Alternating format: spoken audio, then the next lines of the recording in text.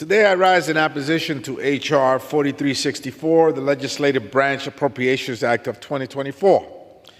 But first, let me thank Mr. Amadei for his efforts, and of course, my Democratic staffers, Faye Cobb, Monica Garay, and Rachel Spencer, as well as our Republican staffers, Michelle Reinschuttel and Jacqueline Ripken, for their tireless contributions to this subcommittee.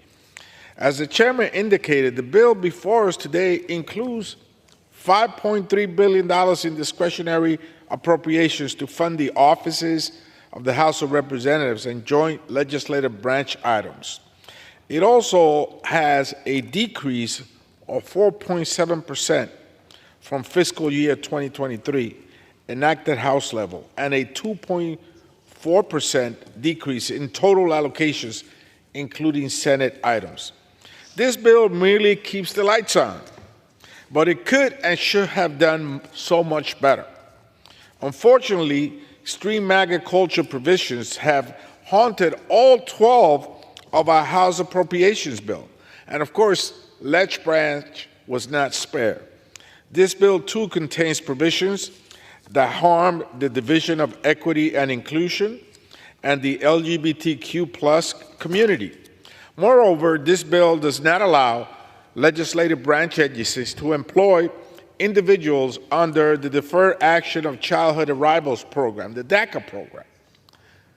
Young kids that are capable, they've contributed to this nation, and all they're missing is a piece of paper, but they are Americans in every word you can imagine.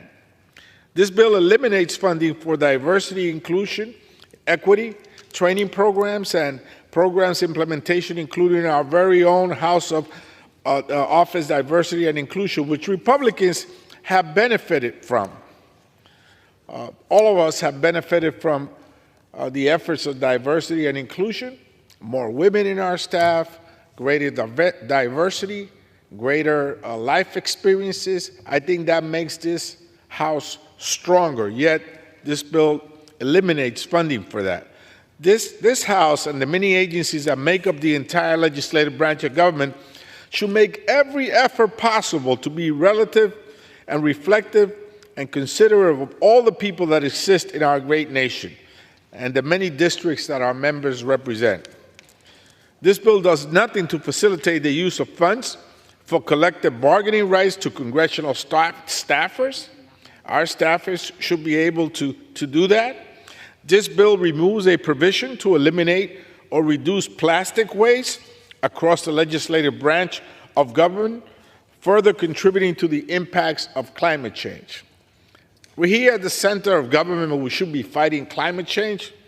We're not reducing the use of plastic. After the attack on January 6th, the attack on 2 congressional staffers in their Virginia district offices, and numerous threats, Mr. Speaker, to our cybersecurity, I feel strongly that our staff deserves to have a safe place to work, and our visitors deserve to even have a safer place to visit and receive our services. However, in my opinion, this bill misses opportunities to further invest in and enhance our physical and cybersecurity posture. Our men and women who work hard every day to secure this campus deserve to have the best equipment, tools, and state-of-the-art technology, resources that are readily available to them. Securing this campus, both physically and virtually, has always been a priority of this subcommittee. Various requests from the Capitol Police and the Lech Branch cybersecurity offices have not been met. We must work to protect the campus that supports the governance of our democracy.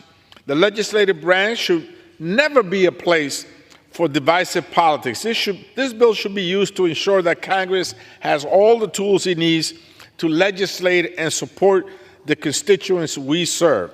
It should be used to ensure we have a successful democracy through effective and responsible governance. The folks on the other side of the aisle are obsessed with cutting federal funding and eliminating programs that help to grow and diversify our country, as well as welcome everybody to the table. a big tent approach to government. Mr. Speaker, when I took the role as a ranking member of this subcommittee, I was looking forward to working with my colleagues on creating a bipartisan bill. Instead, this bill does not represent a collaboration between two parties. Instead, it includes provisions that have no place within the legislative branch appropriations bill and are hurtful to many Americans, including many of the staff that support this great institution. Extreme right-wing politics that were so focused on silencing the voices of many in this country turned around and silenced themselves. They created a situation where no one had a voice, rendering at times this body inoperable for many weeks. I don't agree with the divisive ideas and tactics. For these reasons, Mr. Speaker, I cannot support this bill. And with that, Mr. Speaker, I reserve the balance of my time.